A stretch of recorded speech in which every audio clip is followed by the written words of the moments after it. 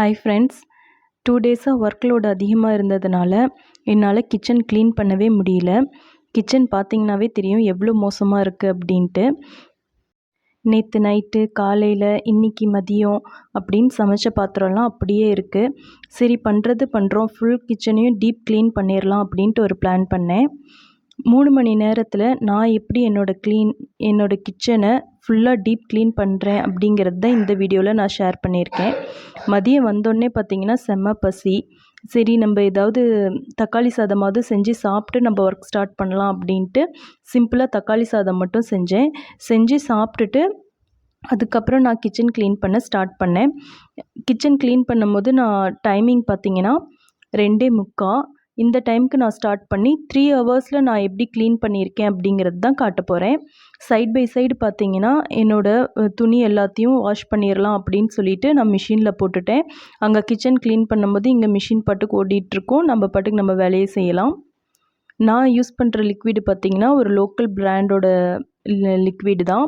இந்த லிக்விட் நல்லாவே இருக்குது. என்னோடய மிஷினில் பார்த்திங்கன்னா பைப் கனெக்ஷன் இந்த மாதிரி தனியாக தான் நான் செட் பண்ணியிருக்கேன். அந்த நாப் வந்துட்டு உடஞ்சிருச்சு, அதனால் நான் இந்த மாதிரி செட் பண்ணியிருக்கேன். அப்பப்போ இது சவுண்ட் வரும்போதும் நான் மாற்றிக்குவேன்.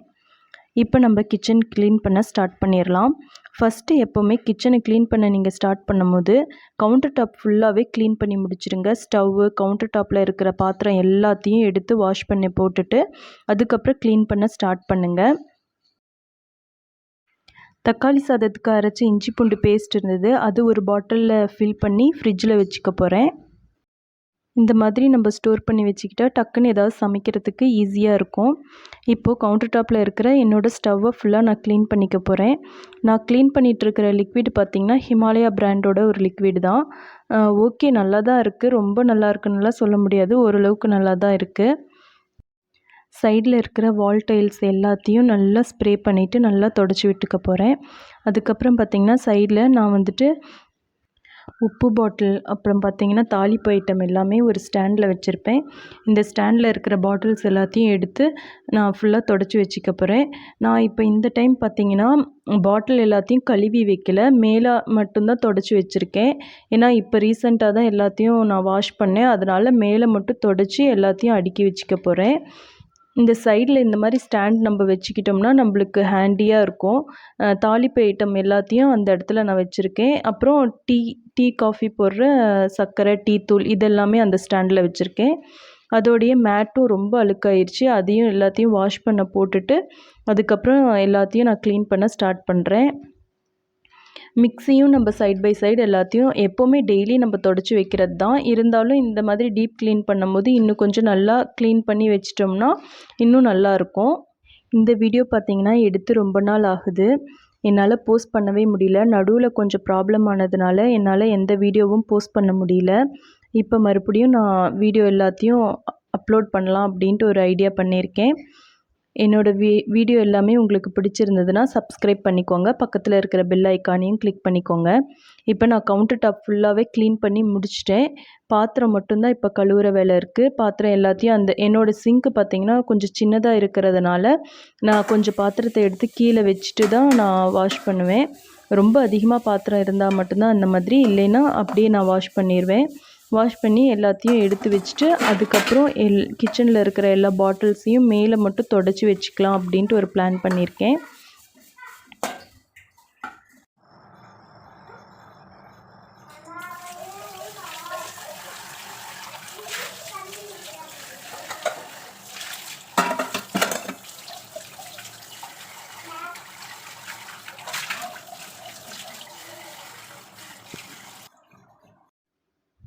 இப்போ பாத்திரம் எல்லாத்தையும் கழுவி கமுத்தி வச்சாச்சு.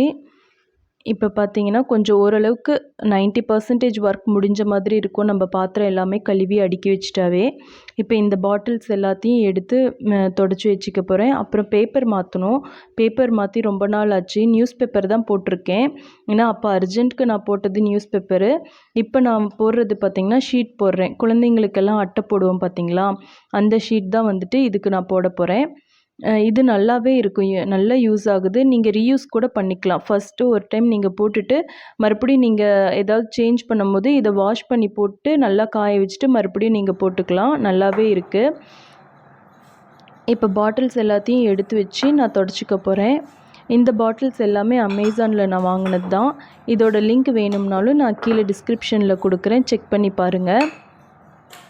நிறைய பேர்த்துக்கு இன்னும் கண்ணாடி பாட்டில் யூஸ் பண்ணுறது பயமாகவே இருக்குது. நானும் ஃபஸ்ட்டு பயந்துக்கிட்டே தான் இருந்தேன்.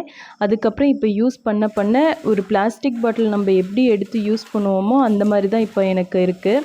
அதனால் யாரும் பயப்பட தேவையில்லை, ஈஸியாக ஹேண்டில் பண்ணலாம். ஃபஸ்ட்டு தான் கொஞ்சம் பயமாக இருக்கும், அதுக்கப்புறம் பழகிருச்சுன்னா உங்களுக்கு ஈஸியாக இருக்கும்.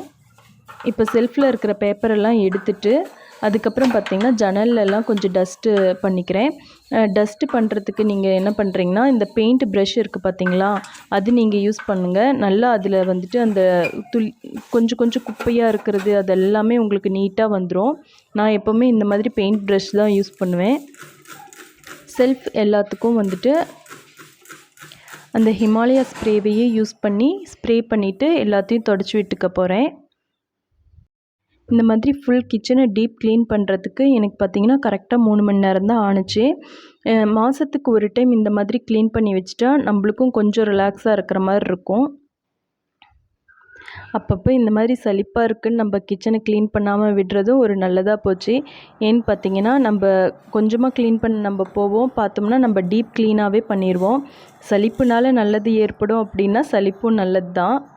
ஏன்னா ஒவ்வொரு டைம் நம்ம சலிச்சுக்குவோம், சரி அப்புறம் பண்ணிக்கலாம் அப்படின்ட்டு. அப்புறம் பார்த்திங்கன்னா நம்ம பண்ணுறது டீப்பாகவே பண்ணுவோம் எதுவுமே. உங்களுக்கும் இந்த வீடியோ கொஞ்சம் மோட்டிவேஷனாக இருக்கும்னு நினைக்கிறேன். நீங்களும் இதை உங்கள் கிச்சனை க்ளீன் பண்ணணுன்னு நினச்சிங்கன்னா இந்த வீடியோ பார்த்து முடிச்சுட்டு போய் கிச்சன் க்ளீன் பண்ண ஸ்டார்ட் பண்ணுங்கள். எதுவுமே டைமிங் வச்சு நம்ம பண்ணோம் அப்படின்னா நம்ம டக்கு டக்குன்னு பண்ணிடுவோம். ஃபார் எக்ஸாம்பிள் இப்போ எக்ஸாமில் வந்துட்டு நம்ம டைமிங் 3 ஹவர்ஸ் கொடுக்குறாங்க. 3 ஹவர்ஸில் அந்த கொஷின்ஸ் எல்லாமே நம்ம டக்கு டக்குன்னு எழுதி முடிப்போம்.